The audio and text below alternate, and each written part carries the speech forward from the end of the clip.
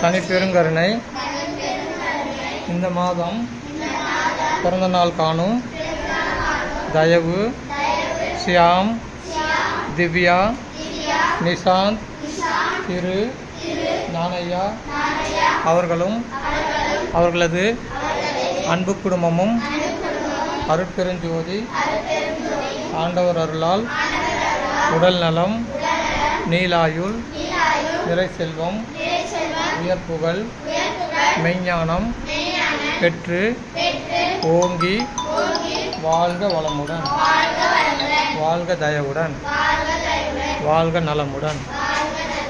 நன்றி.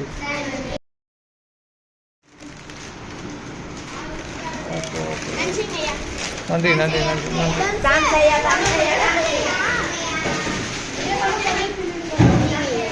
நன்றி.